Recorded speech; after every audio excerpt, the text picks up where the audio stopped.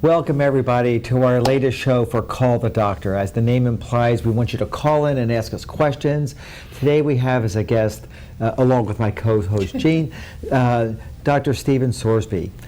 He's the new director of the Urgent Care Center at the famed Boyce Willis Clinic. Welcome to our show. Thank you for having me. Start off by telling us a little bit, not about you yet. I want to hear about the Boyce Willis Clinic. We spent a lot of time on the show proclaiming the wonderful things that the hospital has done for healthcare in our community. But you have as much heritage. The Boyce Willis Clinic does. And maybe he does too. I mean, yeah, right. He may well. So tell us first about the Boyce Willis Clinic and the dedication that they've provided to this community for many decades. In a sense, it's probably more heritage than the hospital. I would bet so. The clinic started when two young surgeons from Roanoke, Virginia decided they liked the looks of Rocky Mount. And the two surgeons were B.C. Boyce and Edmund Willis. Try to get them backwards. At any rate, do we have those pictures? There you go. Edmund Boyce, B.C. Willis. They came down to Rocky Mount and acquired a controlling interest in Parkview Hospital in 1914. Shortly after that hospital opened. That hospital was built by a group of docs here in Rocky Mount. Because there were only two hospitals in town, they were both relatively small. One was a railroad hospital, so it was dedicated only to the railroad employees. So the community didn't really have a place to go. The docs built Parkview Hospital. Doctors Boyce and Willis acquired a controlling interest in it. So the Boyce Willis Clinic was originally, in essence, part of the hospital. The doctors' offices were inside the hospital until 1948. Quite a long time. A long time. And then at that point, they purchased a house across the street, set that up as the first independent doctor's offices. And at the time, Parkview Hospital was the hospital, Boyce Willis Clinic was the physicians. So even when they were inside the hospital building, it was separate organizations. When Boyce and Willis started the clinic, they had a clear model in mind. Dr. Boyce had trained at the Mayo Clinic with the Mayo brothers, and in fact was friends with them, and for many, many years. Really at the foundation of the development of surgery in our country. At the start of surgery. Modern surgery in our country. And at the start of the first physician-led multi-specialty clinic. And that's what this clinic has striven to be ever since then. Obviously not as big as the Mayo Clinic. For many years, even after they started the clinic here, Boyce Willis physicians would go to the Mayo Clinic for training. The Mayo brothers were good friends with Dr. Boyce, so there was a strong connection there.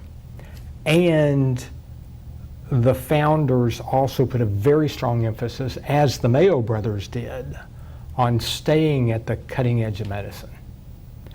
The Boyce Willis Clinic, Dr. John Smith, who joined not too long after the original founding, essentially was a cardiologist before it was even a specialty. He developed the first coronary care unit in the area.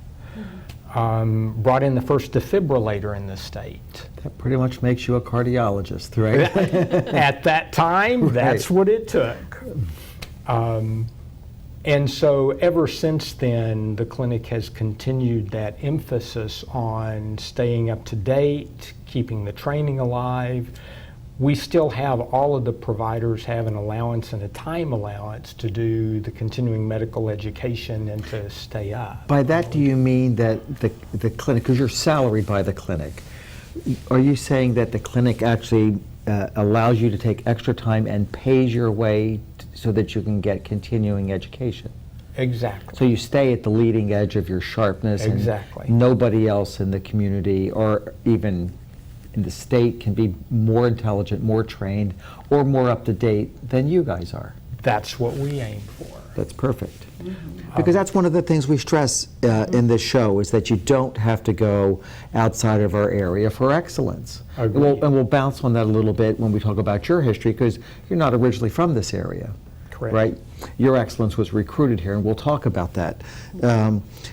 Because if it's not homegrown, we import it, but we make it our own. And you don't have to go outside of our community to get the excellence in almost any field of medicine. Right, and we talked So- about how the hospital's just gotten better and better with leapfrog ACE scores and all the partnerships, the cardiology and Lineberger, partnership with Chapel Hill and all. I mean, it's just getting better. And you're just one more example of It is, because the excellence that the hospital's able to show is because the hospital's data collection is compared to other hospitals, but no hospital is good without its contributing members being as good. Exactly. Or even better. Exactly. And so it's your company's excellence, and whether they're employed by the hospital or employed separately, like you are and I am, we're not hospital employees. Right. But we're devoted to supporting its excellence. And they have national measures of their excellence. I just read that they were in the top 25 hospitals in the state. That's impressive. I think they're number 23. 23, that's Yeah. impressive. Impressive administration work, impressive work by all the providers, including the ones like us that aren't on staff. But the hospital it's a community of care. I mean, Right. what would we do without Boyce Willis and primary care docs there and other specialties? I mean, Boyce Willis is amazing in having the broad range of specialists there. You just don't find at most places like that, most clinics. Why don't you tell us a little about that range of specialists that you offer? Sure. So we're like half and half. We have a section of primary care physicians, pediatricians, internists, family medicine physicians. What's the difference between an internist and a family medicine physician? Internal medicine physicians focus on ill adults. Family medicine focuses on the entire lifespan. Now, not all family physicians anymore will actually deliver babies. That's become a very difficult thing to include. But family medicine also does more in the way of orthopedics, for example. We are more likely to take care of women's issues. So we can, I say we, that was my training, of course, is in family medicine, and we provide the breadth. Internal medicine docs tend to be sort of deeper into the chronic illness issues that affect adults, especially as we become older. So they tend, and many of the specialties arise from internal medicine. So, And by specialties for our viewers, you mean, give us an example of what you mean by it's specialty. like we have a nephrologist Right. who works for us. That's a kidney specialist. And nephrologists start in doing a general internal medicine residency, so they develop that broad understanding of human disease, and then move deeper into the kidney, and then that with becomes their specialty focus. training. With specialty training. And so, additional training. so our viewers know the typical training that a doc goes through is after undergraduate, there's high school, then undergraduate. Some of us go on for graduate programs, but after that, you go to medical school. That's 4 Right. years. Then you do a 1-year internship where you kind of do a little bit of everything just to get your feet wet and everything. Then you do an internal medicine or a family practice residency, which is 3 years. 3 years. And then, if once you're an internal medicine doctor and you want to be a nephrologist, which specializes in kidneys, then you can do 1 or 2 or even more years of subspecialty training before you really hang out your shingle and do what you Right. want to do. Exactly. And your training was in the military, in the Army, I believe, right? That's true. And by being family, the fact that you're the medical director at the Boyce Willis Walk-In Clinic, that really avails a skill set to you, for you to be really good at that particular position, right? Been used to taking care of all ages, all kinds of problems, in all kinds of conditions, which is Do so big good. hospitals have family practice practitioners? Or they tend to be more internal medicine with... Most family physicians work on an outpatient basis or wind up in a smaller community with smaller hospitals if they do hospital work. So they tend to follow the whole family as they get older then? Yes. Right. Yeah. At what point would a family doctor say to an adult, I think I need the assistance of an internal medicine specialist? Good question. We actually would tend more to use some of the other subspecialists as a general rule.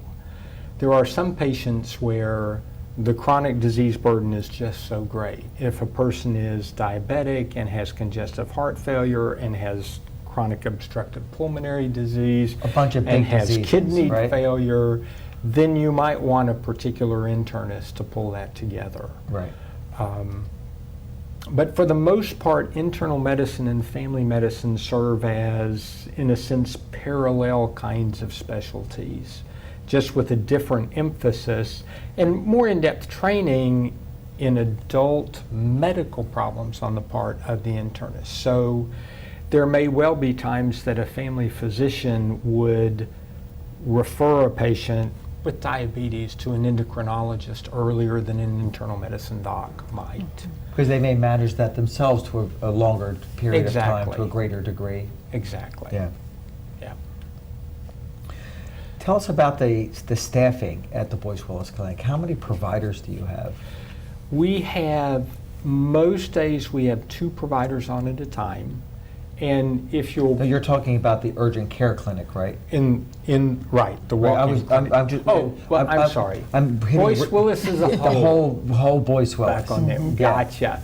So we have well over 60 providers. 60. We are still growing. We have. That's impressive. It's a new- large group. It is a large group. It's the largest multi-specialty group, I think, throughout Eastern North Carolina. I'm not sure there may, I think we are the biggest single multi-specialty group. And various Basically. locations too. I mean, Yes. not just the big tower that we're used to seeing on North Windsor. Exactly. We have clinics in Spring Hope and in Nashville, as well as our cluster that's here in Rocky Mount proper. Our dermatologist has a separate clinic. On Sunset. And yes, you had asked earlier about the other specialties that we have. So we mentioned nephrology, which is kidneys. We mentioned dermatology, which is skin. We also have a pulmonologist who also does intensive care medicine. So he spends a lot of his time in the hospital. Gastroenterology. In the intensive care unit. In the intensive care unit, Yeah. exactly. So he manages folks on ventilators. He does Really sick people. Really sick people. Really sick people. We also have neurologists. And I just mentioned United, but they might not have heard gastroenterologists because a lot of people go to Schellenberg and Anderson and that group. Yes, yes, we have our gastroenterologist Which with is gastro, which is gut. which is gut, Right, gut, stomach basically, problems, here all the way intestinal down. problems, right? Right. We have our own endoscopy clinic, so our gastroenterologists do their endoscopies and their own Colonoscopies too. colonoscopy and upper endoscopy as well in their own suite. And imaging, you've got great imaging equipment there. We have all kinds of imaging availability, right? We even have an MRI scanner that uses the walk-in clinic's parking lot on Mondays. We have CT scan available. We do ultrasounds. So most of the advanced imaging we can do, as well as the simple plain x-rays that we do even inside the walk-in clinic. We also have, along those same lines, a Medicare certified laboratory. So we do much of our own laboratory work inside Boyce Willis. Now there are some more specialized kinds of tests that get sent out to reference laboratories, but most of the testing that you need done, we can do. But that's true even for the hospital. Reference testing often gets sent out. Exactly. Right. Right. Like, that's why LabCorp has been so successful. I mean, they do Sure. a whole lot of it. And I think they used to do more of it locally, but then it was found that it could be done internally and get faster results and Exactly. save that money of having to pay to have it done elsewhere. Exactly. What we can do internally, we strive to do internally. LabCorp has its place for sure, and if you're going to do rickettsial antibody titers, then you need a reference lab to do them for you. Because that's something that I will never see. You hope. There are, I see some bizarre infections. I have a lady now who had pneumonia 36 years ago, and it spread to her hand. And I took a tuberculosis, not pneumonia, a tuberculosis 36 years ago. She was an intensive care unit nurse, and she caught tuberculosis taking care of this person 36 years ago. It spread to her hand, and I found tuberculosis in her hand. Destroyed her tendons and everything. You mean So still alive in her hand after it was all that living in her hand after, well, it was suppressed in her body, we suspect. And then as she got older, her immune system, as all of ours does, gets a little bit weaker over time, particularly during these times. And who knows if she had a subclinical case of COVID that lowered her immune system even more. And the primitive bacteria that causes it, bacteria-like organism, started growing. Wow. It set up shop in her hand, and she had a huge mass in her index finger. So we see bizarre things here, but in terms of the laboratory, the esoteric things that are very rare, everybody probably has to send out for. I would probably safe to say that your lab can handle 99.99% of anything that's thrown at it. Absolutely. Right. So in essence, it's a full-service facility. It is a full-service facility. Right. That's good. Exactly. How many patients do you think the Boyce Willis takes care of? Not visits per year, because you could have one person come 10 times, right? How many total patients do you think? Close to 50,000. Wow. I was just talking with Dr. Chestnut about that the other day, and that is one of the reasons for the need for a walk-in clinic. We have this huge population of patients, not really enough physicians to take care of them all the time, exactly when they need it. The whole emphasis on medicine is trying to move toward taking care of a patient in the right way, at the right time, in the right location. And too much of the time in this country, the location has wound up becoming the emergency room by default. Yeah. We're For a lot of trying to reasons, get past too. that. For a lot of reasons. Some people just Absolutely. can't afford insurance, and if they get the flu, That's where they go. that's where they go. Exactly. During COVID times, inappropriately, right, because they're consuming resources. Right. But urgent care centers have largely become the location, for example, that employers use if somebody has a work-related injury. They have these relationships with urgent care centers. If you get hurt, go to this urgent care center, and they will get back to us, and we will take care of your injury. Exactly. And we Right. do some of that. We have some of those Right. arrangements with employers. The first time I called and was referred to you, I called it and I don't get sick very often, but I know when I don't feel well and I don't want to wait 4 or 5 days. And they said that my physician couldn't see me that day, booked up and told me to go to the Boyce Willis walk-in clinic. And I thought, well, why? And they said, because they can see you today, and we'll get into wait times and whatnot. But the beauty there is you have access to all of my records. And so you can immediately get a picture of everything health-wise. So you go to the Boyce Willis Clinic for your primary care initially, right? I do. So if you're one of the 50,000, your records are already built into their electronic record system. You have immediate access to her entire history. Yes. And the hours at the walk-in clinic are great. I wrote them down, military hours. Did you have them written down in military? But from 8 in the morning till 7:30 in the evening, Monday through Friday, and 8 to 5 on Saturdays. And they're only closed for holidays, for Christmas and Thanksgiving. But that meant that if my internist couldn't see me, I definitely could be seen that day. Exactly. And that, I really like that a lot. I All mean, but that's 2 a real days a year. benefit. Yeah. It's impressive. We're also not open on Sundays. Sundays, right. I didn't mention Sundays, but thank you for saying 6 days a week. 6 days a week. Uh-huh. I think we're going to get ready to take a break. And when we come back, on the backside of our break, we're going to have you tell us a lot more about you. Good. I like talking about Okay. me. Good. All right, we have a little break, and then we'll see you on the backside of that.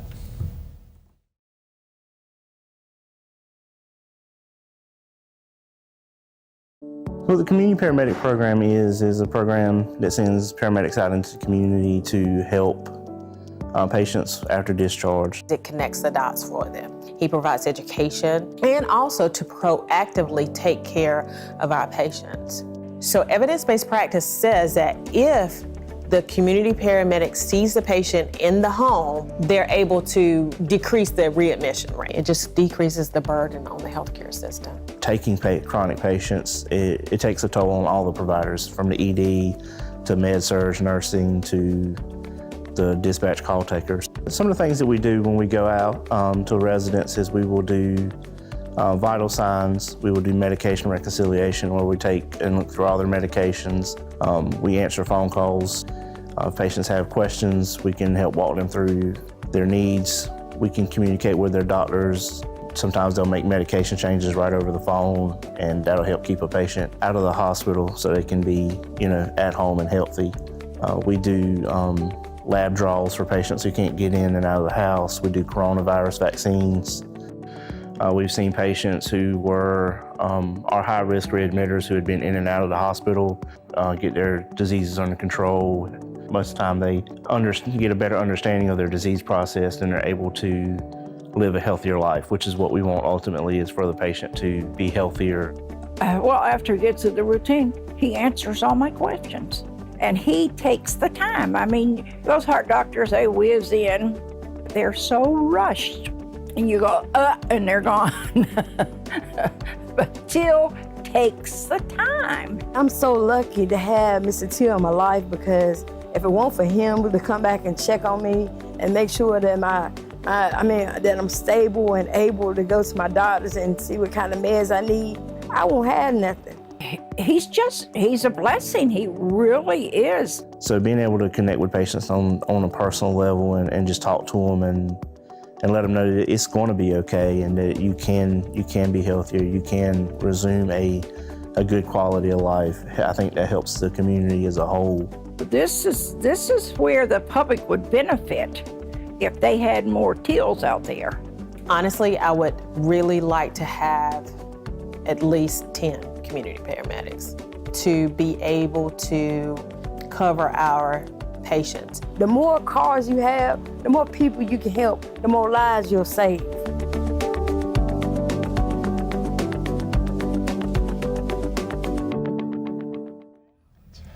Welcome back to Call the Doctor for our second segment of this show. We're going to start off with a question, actually. It was called in during break, and then we'll get into your history. Okay? Fair enough. As our new director of the Boyce Willis Clinic, Urgent Care Center. Walk-in clinic. Walk-in clinic. Walk-in right. clinic. The question that was called in was from a young lady, apparently, who has numbness and tingling in both of her hands. She just had a baby. The tingling hasn't gone away. Numbness and tingling during pregnancy is not uncommon. It often resolves after birth when water weight is lost.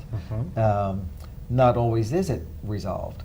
So let's presume that there is several months afterwards and she's just not getting better. Tell us what resources you have say she comes to your clinic first, and then how you would process that patient, because it's fairly typical. And then, if needed, what referrals would you do if you couldn't manage it there? So, and you're right, that's a fairly common kind of issue. Much of the time after pregnancy, that relates to pressure on the median nerve, what we call carpal tunnel syndrome. And the first thing is to simply do an evaluation and see how bad it is. Carpal tunnel can be anything from a relatively minor annoyance in which wearing a splint fixes the problem, to damage to the nerve that actually causes atrophy and wasting of the muscles in the hand, which would require a much more urgent fix. So in that setting, we do the initial evaluation and decide where along that spectrum we are and what we need to do. There are several possibilities, anywhere from immediate referral to a hand surgeon, to sending to a neurologist to have a nerve conduction study done. Which is a test that you can, by the way, the neurologist at Boyce Willis Clinic is truly the best that I've seen in 25 years that I've worked. What's the physician's name, neurologist? You asked me too quick, because with an M. We'll get it. Yes. Yeah, we'll get it. Phenomenal studies, impressively accurate, complementing with a perfect physical examination. You could take his studies to the bank, which is something that I've depended on. It's a study that I use as a hand surgeon quite regularly, and a very impressive, high quality provider you have there. But he's in your walls. He Yes. works with you, and so if you need this elegant study, you can get him to do it, Yes. and then you can respond to that and refer within your system or out of your system. Correct. But most times you could probably treat it in-house without referring out. Exactly. Most of the time, carpal tunnel, at least initially, in this kind of setting, is going to be something that is treatable with some mechanical measures, with splints, with some stretching kinds of exercises. So, to some degree, our job is to keep them away from you. That's right. And to send them to you. Well, I think if that's what they a need. good point. The job of every primary care institution and the job of medicine in general should be to put surgeons out of business. Exactly. Right. We are the only profession that is continually trying to put ourselves out of business. Right. That's the perfect answer. If there's a pill that can get rid of every disease that I now treat with a scalpel, that's perfect. Because there's no disease in the world that can't be made worse with a scalpel. Right? Absolutely. There's complications in surgery only if you do the surgery. So if you can treat people without surgery, which is a strong emphasis in my practice, very strong emphasis in your practice, and throughout the Boyce Willis Clinic because of their high quality driven nature, then truth be told, you deliver better medicine. Absolutely. Right? So we have another call coming in.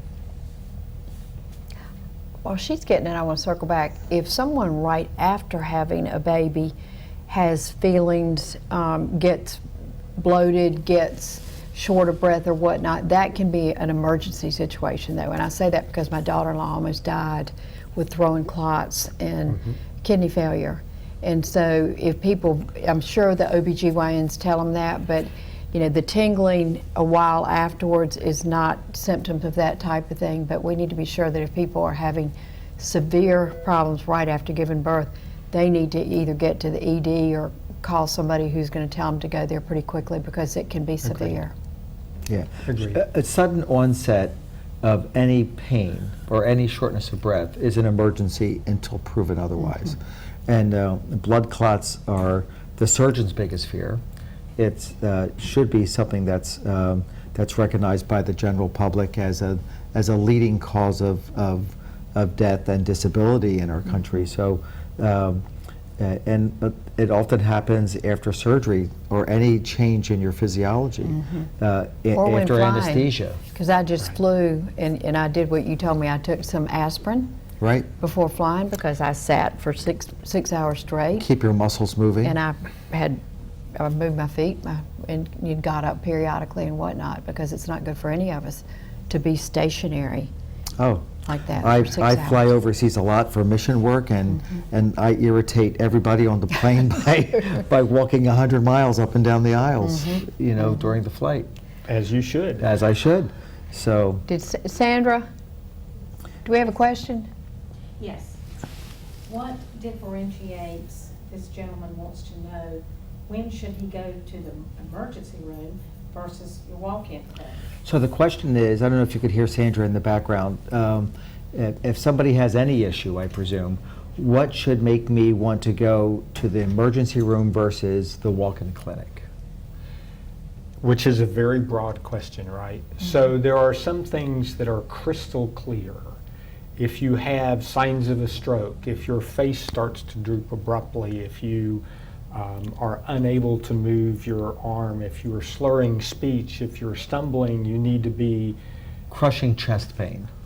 crushing chest pain for cardiac disease, right? Call 911. I mean, You don't- call 911, exactly. And especially, and I want to put in this plug here, when it comes to the potential for a stroke, if you call 911, because the treatment that we can do for a stroke in the emergency room is very time dependent. It has to happen very quickly. And with heart attacks as well. And with heart attack, stroke is a little bit shorter, and people are more likely to try to ignore stroke. I mean, Yes. though my feet are stirring a little bit, that's not painful. It doesn't Right. have the same sense of urgency. I think I'll get better if I just wait a little bit. Exactly.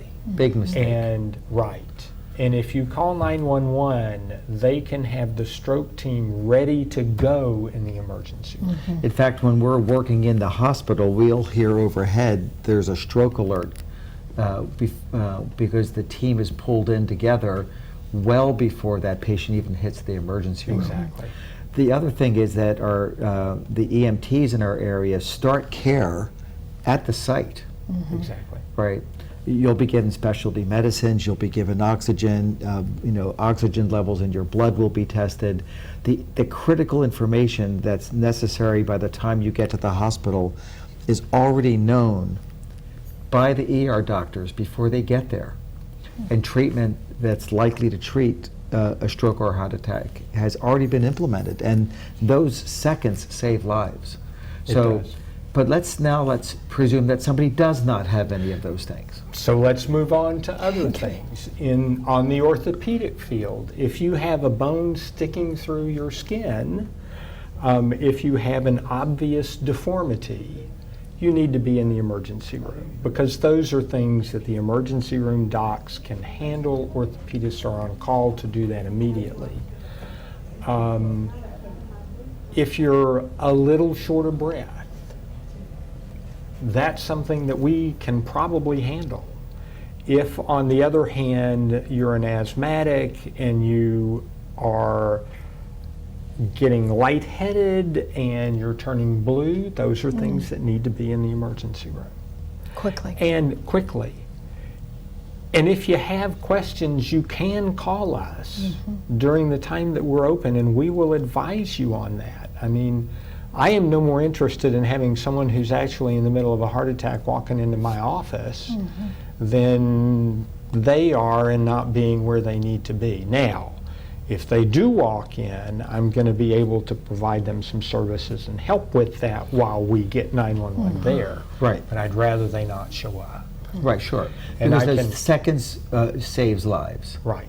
The- And I can tell a story from some years ago when I was working in a family medicine clinic, and a woman was having chest pain, so her daughter had called and gotten an appointment with us and was driving her mom to my clinic when her mom collapsed about 4 or 5 blocks away. So the woman kept on coming and pulled her mom out into the lobby, basically. And so we go rushing down, and this was not a patient we'd seen before. And trying to resuscitate her, she did not make it by the time the EMTs got there. But that was one where what her daughter described was the classic heart attack symptoms. Her mom was having like an elephant sitting on her chest. It was going down her left arm. She was sweating. She should have called 911, and she might have survived. And not drive that's- somebody yourself, because if they have a VFib, they Right. go completely unconscious, and there's Exactly. nothing you can do. And there's nothing that you can do if you're driving down the road. No. Question? Yes, she's asking if her doctor has ordered an MRI and Nash Hospital will not pay for it. Her insurance will not pay for it at Nash Hospital. Can she go to Boyce Willis for an MRI? So the question at hand is, a patient has a request for an MRI from a provider. The hospitals don't take this patient's insurance. Can she go to the Boyce Willis Clinic for MRI? Yes. And the answer is largely going to be determined by that patient's insurance company, I would suspect. I'm not sure what insurances you do take, but obviously you take a breadth of insurances. So chances are they will take that insurance, but it still needs to be pre-authorized is the term that we use these days, where the provider has to contact the insurance company, find out if the desired location that does the study, in this case an MRI, or any imaging study. But I think the right answer is you could always ask for your study to be done at the Boyce Willis Clinic, and then your provider will always say, we'll contact the insurance company, will you approve this location? And the answer is highly likely to be yes, that they can have it done there. And I've heard of people whose insurance will not cover it, and they end up contacting a provider and saying, may I get a cash price for this? And it's not the same price everywhere. It's and not. so if somebody absolutely needs it and their insurance won't cover it, they can shop it and get the best price out of pocket. Yes, and I think we tend not to think about that. We have become so used to thinking of insurance as everything. And it's like there are some medications, there are medicines that I take that I don't send to my insurance company because it is less expensive for me to pay cash for it than to pay the copay. And that's a matter of doing the shopping and trying to figure that out. An educated patient today can save hundreds and hundreds of dollars by shopping around. Absolutely. Yeah, by shopping around. We And that's wanna true get- for all medical cares. We want to learn about him now. Do you think we took enough time to get back to that? Yeah, I think so. Okay. He's earned a spot to tell us a little bit about himself. Arkansas, right? You're from Arkansas? I'm from Arkansas. I did my medical training there. I went through medical school on an Army scholarship, so I owed Uncle Sam some time and wound up after I did my residency. I came to Fort Bragg and spent 5 years at Fort Bragg. Last 6 months in Ecuador and 6 months in the Persian Gulf, just for fun. And we really liked it when we were here in North Carolina. Wound up getting out of the Army and moving elsewhere for family reasons. I've had an itinerant career. I've moved around a fair amount. Most recently, we're back in Arkansas because all my children moved back there for some reason. 2 of them are now here, by the way, so we'll get to that part too. And about 3 years or so ago, my wife and daughter sat down with me and said, you know, we don't want to live here anymore. How about we move to North Carolina? And it was seriously almost that exact kind of conversation. Well, why North Carolina? Well, because we really liked it there when we were at Fort Bragg. And about the same time, my youngest son met a woman, he was living in Arkansas, met a woman from Southern Virginia. Fell in love with her. She wanted to move out here, closer to family, but not too close. And so she wound up taking a job in Greenville. So they moved to Greenville 2 years or so ago and took our very young, three-month-old granddaughter with her. So my wife came over, and then, of course, everyone else was here. I had to come find a place to live and some work to do. And the Rocky Mount Wilson area, we kind of settled on pretty quickly because it had the feel of small town enough, but still, you know, close to everything you could want in the Raleigh-Durham area. Obviously, a need Without the for traffic. physicians without the traffic. Right. Hey, And close we to lived the in the beach, Seattle too. I area think for your a wife- while. Right, and my wife loves the beach. So it really was an easy thing to settle down to this location. When I learned that Boyce Willis was looking for docs and I started doing some research, I was very impressed with the history, with the physician-led nature of this clinic. And it's like the clinic's big enough that it can withstand some of the economic things that have thrown off some other physician clinics or led them to be bought up, and yet small enough that everyone knows everybody else. You know, it's And can be responsive. and can be responsive. Right. And clearly, the leadership, the physicians in the clinic they very much put their patients first. It's and looking back through the history, that's what Boyce Willis has done in the past. And your skill set was a great match for being the medical director of the walk-in clinic. I've done a lot of physician leadership stuff and a lot of urgent care work throughout my career. So you originally came looking for a family doctor position, and they saw in their astuteness that you had a resume that would adapt for some of their other needs. Right, and offered this, and it has been it's been a really great opportunity for me. I think this really feels like kind of coming back to the right place for me. There's a reason when we were in Washington that I did this kind of work for 15 years. It really has fit me. I've How done a long have you couple of been things here? since then. I got here in November, started my job 1st of December. My wife had been here actually a year before that. We had sort of a long distance marriage for a bit. I moved in, I was living with my daughter in Little Rock and her son, and then those two moved out here. My daughter works remotely, so she can be anywhere. She actually works for a medical group in Seattle. Wow. So Much better here than Seattle. Much better. much better, much better. And it's kind of nice to be living on a Seattle salary in North Carolina, too. Oh, yeah. So that works pretty well. Definitely. Yeah, Well, she's we ought really to put up a happy here, picture too. of the outside of Boyce Willis walk-in clinic so people can recognize it. It's to the left as one faces the tower on North.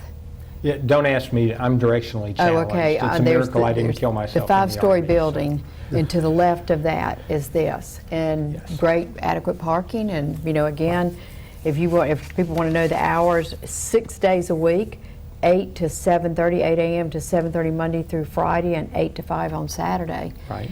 And you've got a pretty good supportive team there too, don't you? We do. I really appreciate the other providers I work with.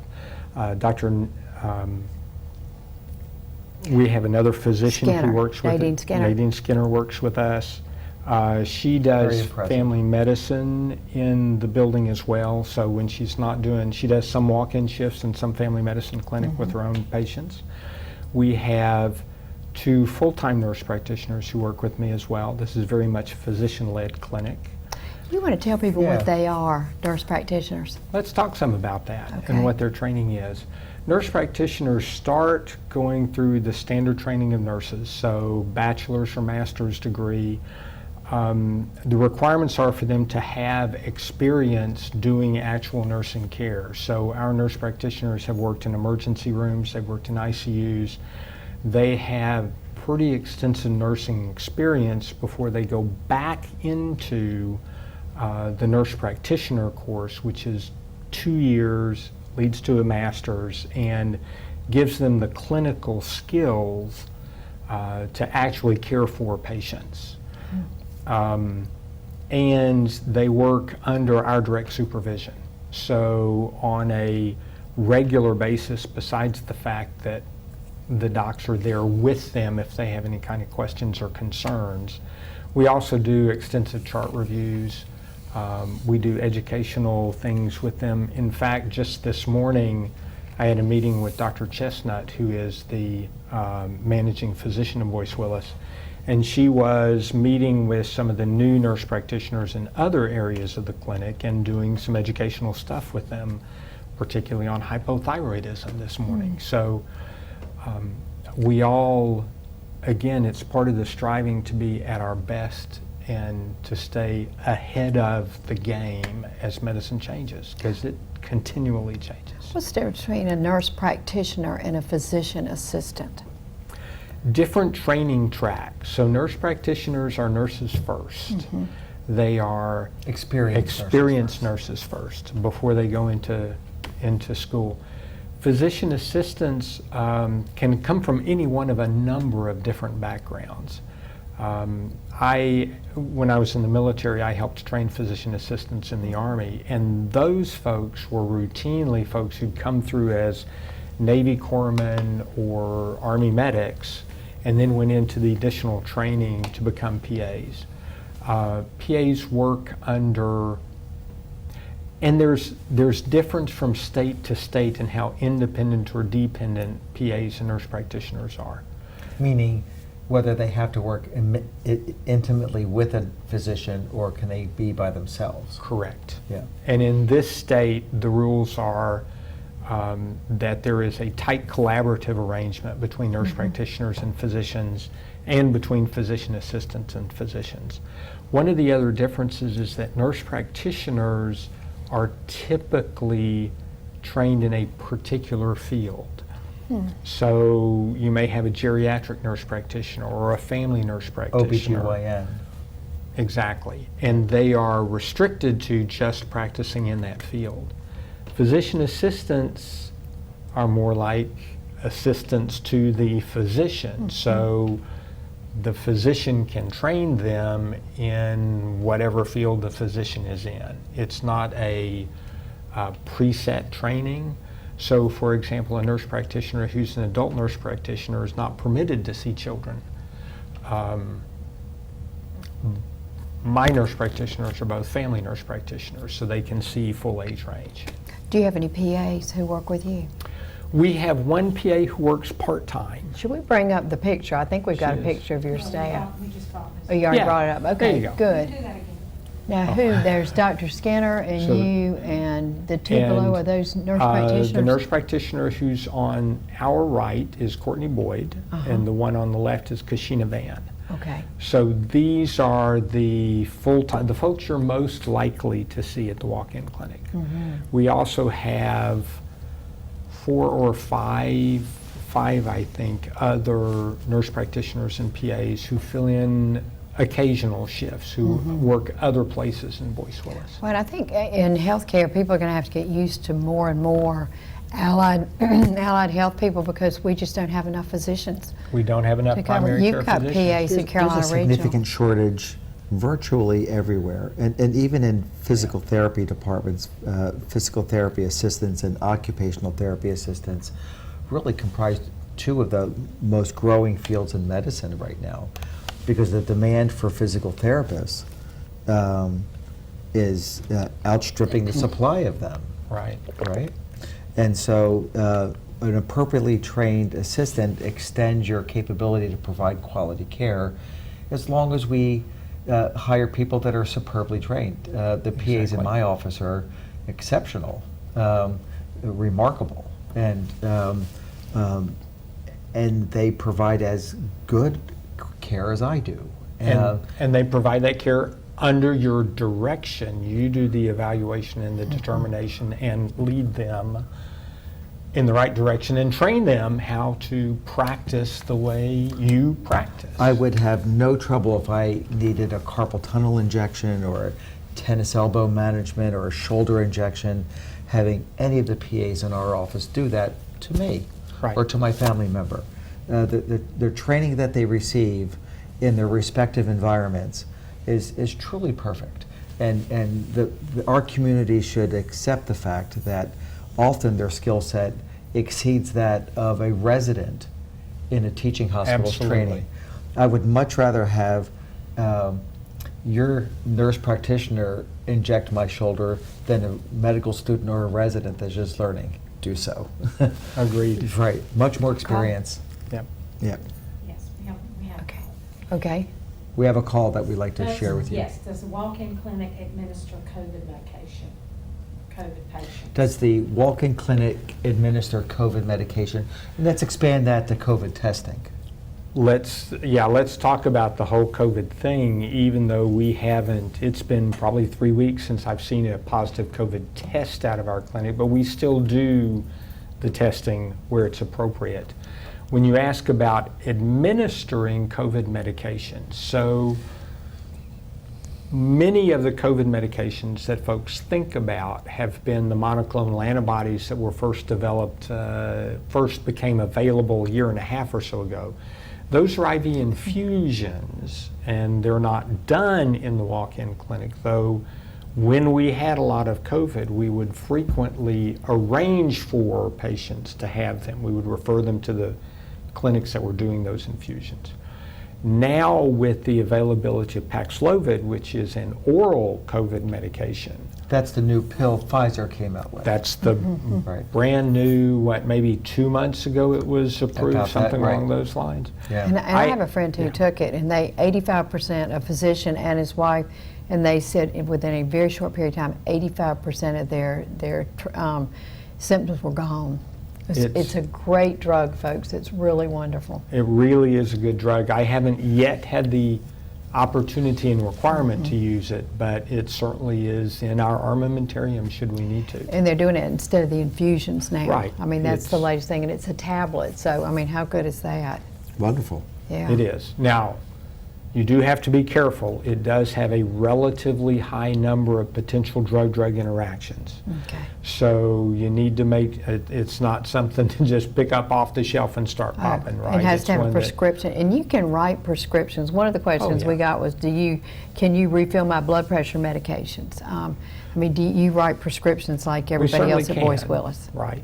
Now, and in particular for that question, that takes a little bit more discussion, right? Because if you have high blood pressure, you need to have a primary care physician who's following you for that and taking care of you for that over time. But stuff happens, right? I mean, I know there's going to be a time, it's a Friday afternoon and your doc's closed and you suddenly realize you only have 2 of your blood pressure pills left and you're going on a cruise to Alaska for 3 weeks. Oops. Of course, come on in. We'll help you out with that and tide you over. We have, as a matter of fact, last week there was a fella that is relatively new to Boyce Willis, had an appointment coming up, but realized that his blood pressure was in the 180 range. So he came in to see us, went ahead and got him started on some blood pressure medication, and then he has his next follow-up clinic with his primary care doc. And that's often what you do, the service you provide. You kind of stabilize somebody and then get them to go to the appropriate person at Boyce Willis very quickly. Absolutely. The follow-up is key. Yeah. Right. The communication that you give to every patient at the end of every visit in the walk-in clinic really does plug them in to a follow-up so that the care is continued. Exactly. And for some things, you know, if you come in with a simple bladder infection and you're 20 years old, you need 5 days of antibiotics, and you don't necessarily need follow-up on that, right? But on the other hand, if you come in with what you think's a cold and you're pretty wheezy, I can get you started on treatment, but I can also alert your family doc and say, hey, this person needs to be seen within the next couple of weeks for a follow-up to figure out what else is going on, if anything. And that has been the real advantage, is to be able to, inside the patient record, I can shoot a message over to the primary care doc and say, please take a look at this guy. And I know that they'll get him in. Or I can call and say, what's going on here? Do I need to know something else about this patient? So that communication is, as medicine gets more and more complex, that communication becomes more and more important. We're so blessed to have this additional resource for Aren't we care. though? I mean, because for 50,000 people that you must take care of, 50,000 beating hearts, you must see hundreds and hundreds of thousands of office visits every year outside of your walk-in clinic as scheduled appointments. And that's a tremendous amount of work and service that you have to the community. So it's inevitable that out of potentially 250,000 or more, I'm just guessing, of office visits, people get caught between cracks. You know, Absolutely. like the example you gave, and the service you provide to give people that safety net and get them, or people who just stray because they don't go to their family doctor like they should. Yeah. Right, and now they feel dizzy because their sugar's out of whack or something.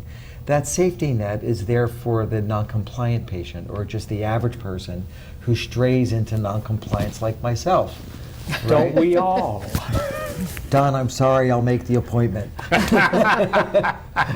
And we've got a wrap. We do. Do you want to do your usual play? I do want to do my usual play at the end. There are parts of our world where COVID is rising again. There are variants with this coronavirus, as there are with every coronavirus, like the regular flu. Just be cautious. Still stay away from large groups of people that may be sick. Philadelphia just went back after 3 months to a mask mandate for the city because of a sudden increase. And of course, we all know what's happening with it's called the BA2 variant. It's totally destroying huge cities in China, largely because of their mismanagement. But it's because it's a very, very contagious strain as well. So we're not out of the woods yet. Agreed. We're in a wonderful period right now. Keep your guard up. You understand the signs and symptoms. Don't go into a large crowd of people where there are sick people. And be careful, because it is not going away. Thank you for joining us on this latest issue of Call the Doctor. We'll be back in a couple weeks, and have a blessed night. Great meeting you too. Good to meet you. Thank you, Doctor. Thank you for having me.